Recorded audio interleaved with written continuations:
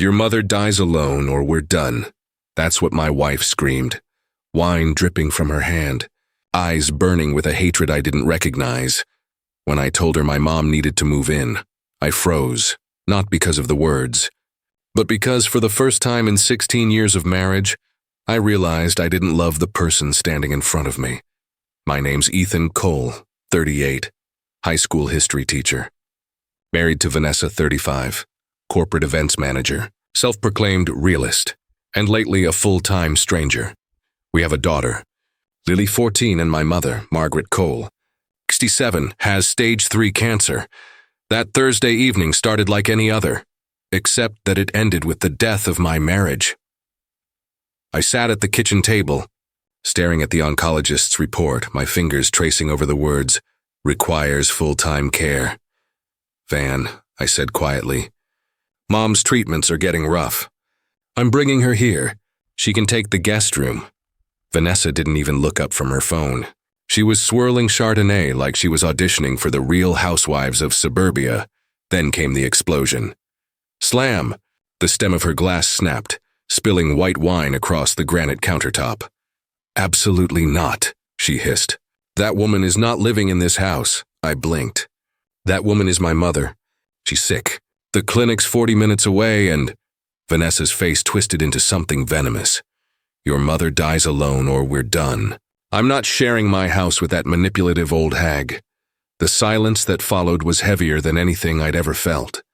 Lily stood frozen in the hallway, wide-eyed, holding her math notebook like a shield, looked at Vanessa, really looked at her. This was the same woman who'd joked at Thanksgiving that my mom's dramatics were probably attention-seeking, the same woman who'd complained when Mom couldn't attend Lily's recital because of chemo, the same woman who'd been gossiping with her sister Tiffany about how Ethan's inheritance would finally let them buy a lake house. I pushed my chair back and stood up. "All right," I said.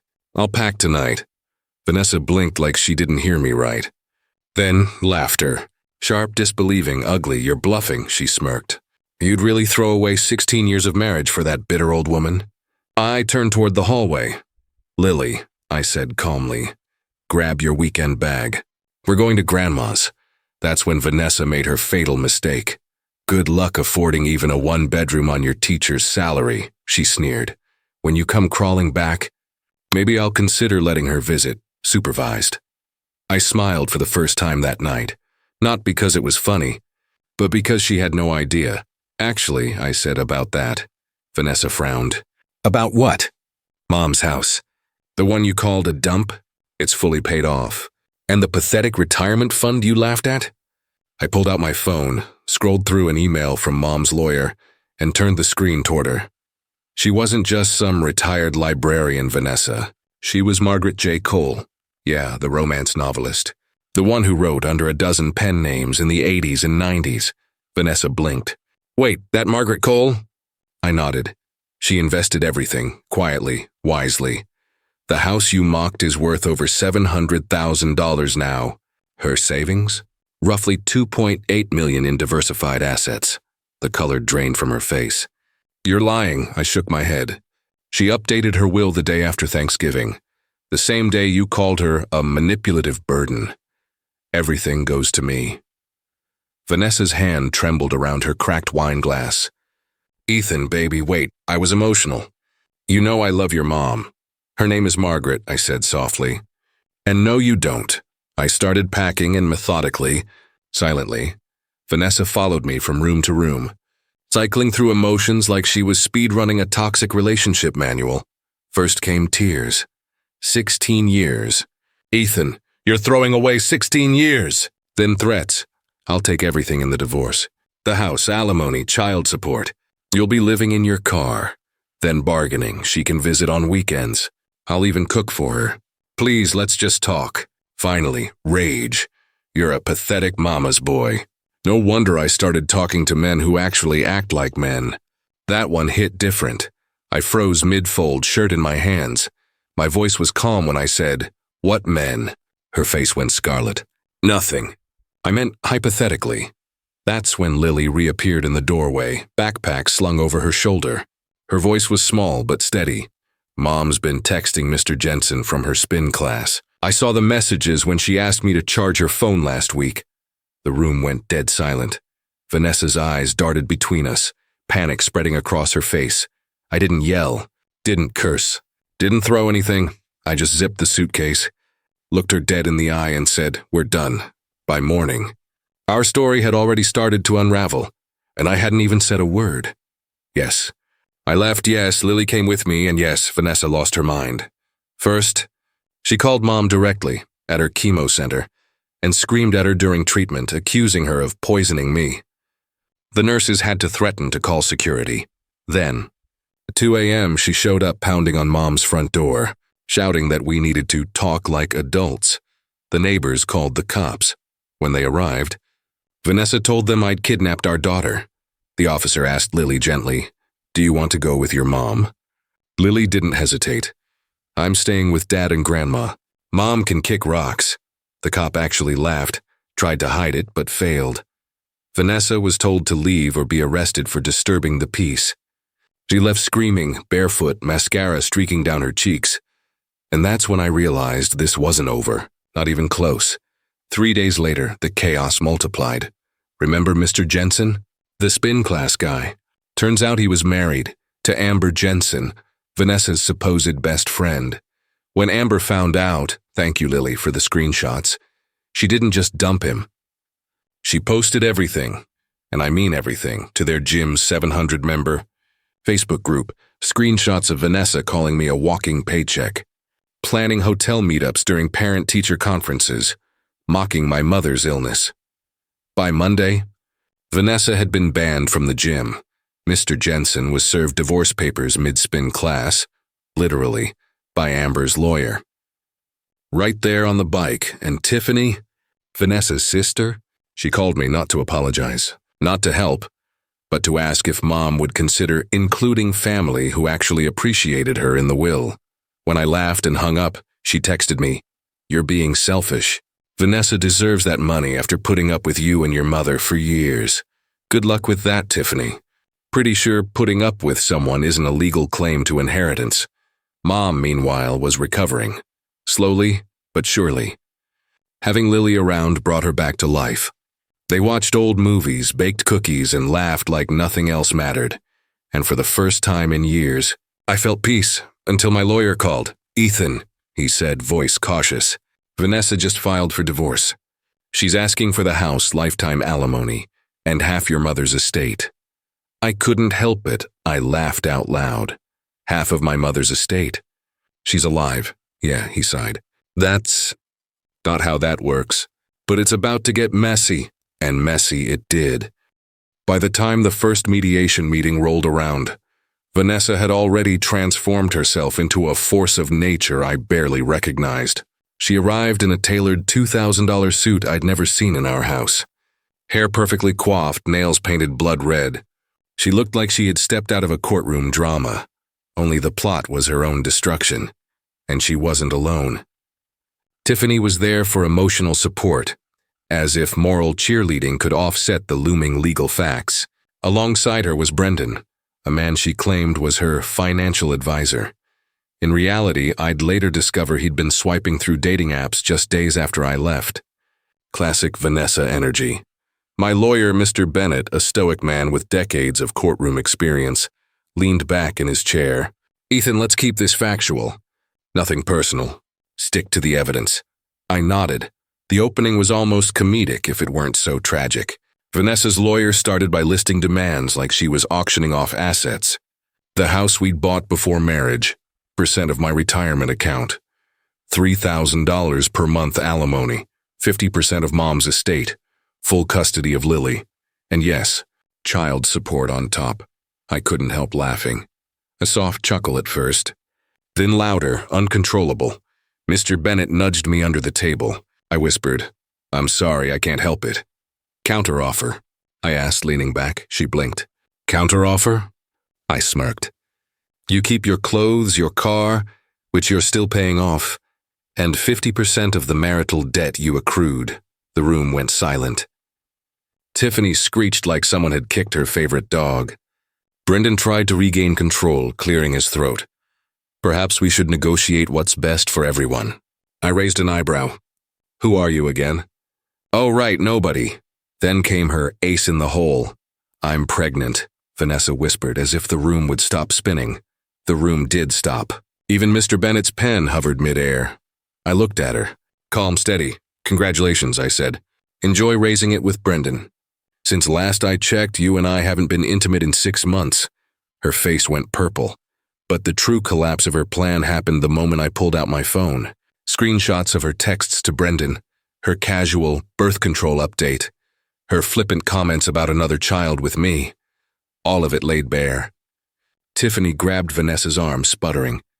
You said the pregnancy would... Shut up, Tiffany, Vanessa snapped.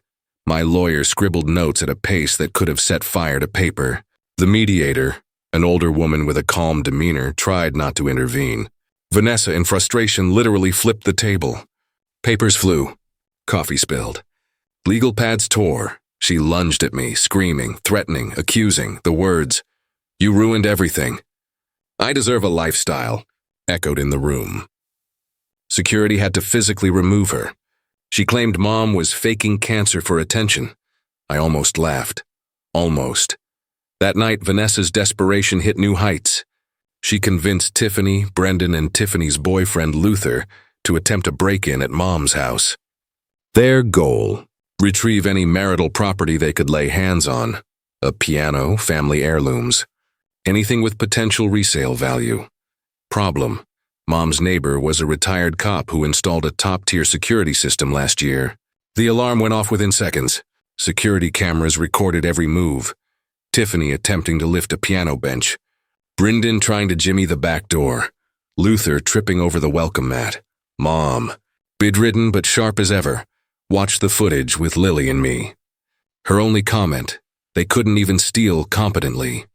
By midnight, the 4 of them were arrested for burglary, attempted theft, and trespassing. Brendan, it turned out, had unpaid child support warrants. Luther was on probation for assault. Tiffany kept screaming, "We deserve this more than that dying woman." Meanwhile, Mom sipped her tea and shrugged. Social media went wild. Vanessa claimed I was abusing an elderly cancer patient, isolating Mom, and manipulating Lily.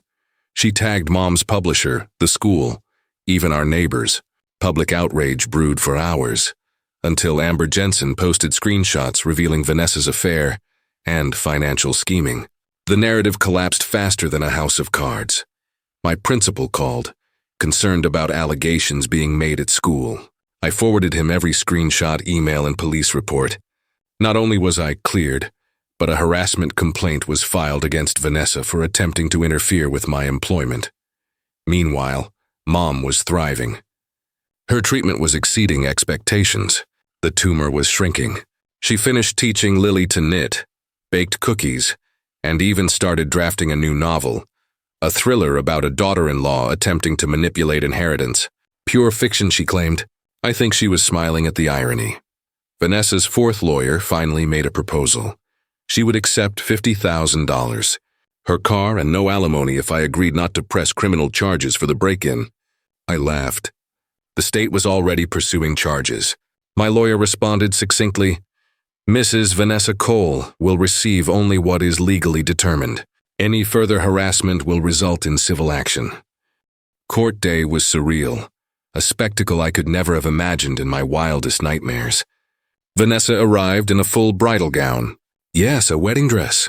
Veil, train, the whole cinematic affair. She claimed it was a symbolic gesture of the sanctity of marriage, apparently to remind the judge of the vows she thought I had ruined. The judge, a woman who looked like she had stared down decades of chaos, simply stared back. 10 seconds of unblinking silence. Then, in a voice calm enough to cut steel, "Ma'am, you never legally married your spin class instructor. What you're calling a wedding dress is a costume." Vanessa's face turned redder than a traffic light at rush hour. Tiffany, beside her, tried to intervene, screaming, "This is discrimination against stay-at-home wives." The judge didn't even flinch. She was not staying at home. She was at the gym with another man. "Sit down or be removed," Vanessa tried to argue. She launched into an incoherent rant about emotional labor, her sacrifices, and her devotion to me and Lily. I glanced at Lily, sitting with Mom in the gallery via video call. She rolled her eyes so hard I thought they might pop. Then came the climax everyone had been waiting for: Mom's estate. For the 5th time, the judge explained, future inheritance is not marital property. Margaret Cole may leave her estate to anyone she chooses, even a cat shelter if she wants. Mom, ever the master of timing, waved at the camera from her hospital bed. Lily giggled beside her. Cats are lovely, but my son and granddaughter are better. Vanessa lost it. Screaming, throwing documents, pointing fingers. Security moved in. She grabbed Tiffany's purse and flung it at me. Hit her own lawyer square in the chest. Brendan, in his orange jumpsuit, appeared via video call looking stunned. Vanessa's criminal escapades were still unresolved. The attempted break-in at Mom's house? The court footage had gone viral locally. Police reports confirmed every detail. Tiffany screaming, Brendan fumbling with the back door, Luther tripping over a rug. Brendan had multiple warrants. Luther was on probation. Vanessa's plan to recover marital property had failed spectacularly. Even social media turned against her. Her blog, abandoned by a narcissist, lasted barely 72 hours before collapsing under the weight of screenshots, court footage, and Amber Jensen's posts exposing Vanessa's affair and financial schemes. Her Instagram live press conference, which she thought would sway public opinion, ended with comments pointing out Brendan was in jail. She threw her phone mid-broadcast. By now, the legal system had begun its work. Vanessa's 4th lawyer proposed a settlement: $50,000, the car, and no alimony, if I agreed not to pursue criminal charges. I laughed. The state was already pursuing charges. My lawyer clarified, Mrs. Vanessa Cole will receive only what is legally determined. Any further harassment will result in civil action. The divorce was finalized. Vanessa walked away with her clothes, the car she owed $18,000 on, and supervised visitation with Lily, which she promptly failed to enforce, as Lily refused to see her. Child support? Mandatory. Enough to remind her reality exists. Life finally began to normalize. Mom's treatment continued. The oncologist was amazed. The tumor had shrunk dramatically, far faster than expected. She might not even need the full chemotherapy course. Mom, always practical, began writing again. Her next novel, a thriller mirroring some of the absurd events of our lives, was already underway. She dedicated it to Lily, who had joined the creative writing club at school. Her first story was inspired by the chaos Vanessa had wrought. Lily thrived. She adapted quickly to a life of stability, away from Vanessa's manipulations. Therapy sessions helped, but she blossomed on her own terms. Mom, ever the teacher, used the chaos as life lessons. Knitting lessons became metaphors for patience, planning, and spotting lies. I started dating Monica, the nurse who had cared for Mom during treatment. Practical, kind, grounded. She made me laugh again, and more importantly, she made Lily smile. Together, we began a routine that was calm, predictable, and healing. Even minor details became symbolic victories. The piano Vanessa tried to steal, donated to Lily's school music department. A plaque commemorated it. Donated by Margaret J. Cole, too heavy for thieves, perfect for students. Every time Lily practiced, she looked at that plaque and laughed. Vanessa, meanwhile, was a cautionary tale. 10 days in jail for contempt. Ongoing criminal proceedings for the attempted burglary. Brendan dumped her via a note from jail. Tiffany occasionally tried to reach out for money. And the rest of the family, including her sister Tiffany, learned quickly that inheritance is not something you can bully or scheme for. The twins she claimed to be pregnant with? A complete fabrication, another manipulation. My lawyer, with a sly smile, reminded me, reality always has the final word. Mom updated her will one final time, everything to me and Lily. One addition: if Vanessa or her family contested the will, their portion would go to a scholarship fund for creative writing, the Margaret Cole Award, poetic justice wrapped in practicality. Life went on. The divorce papers framed in my new apartment served as a reminder not of bitterness but of triumph over chaos. Even the judge had commented humorously, petitioner showed up in a wedding dress to divorce proceedings. Comedy gold. Mom's novels continued to sell. Lily's writing thrived. I lived in a modest apartment filled with laughter, books, and the calm satisfaction of seeing the manipulator's schemes crumble. Vanessa? She was somewhere, presumably crafting her next dramatic attempt at attention. Roger, her new boyfriend, barely registered. Brendan had moved on with Tiffany. Life for them was messy. Life for us was finally ours, and every day, Mom reminded me with a smirk and a wink, when someone shows you who they are, believe them. It had taken 16 years, a broken marriage, and countless legal battles to fully understand. But we had learned as a family that integrity, love, and loyalty always win. I spent evenings teaching Lily, helping Mom with her writing, and sharing quiet dinners with Monica. A normal life at last. Predictable, yes. Safe, yes. And infinitely better than living with a storm masquerading as a spouse. Vanessa might still tell her version on social media. She might still craft her blog posts and Instagram lives. But truth, supported by law, evidence, and reality, always caught up with her. And Margaret Cole. She finished chemotherapy, celebrated her health, and dedicated her next novel to the chaos Vanessa had caused. A story about manipulation, greed, and the ultimate triumph of love and family over toxic ambition.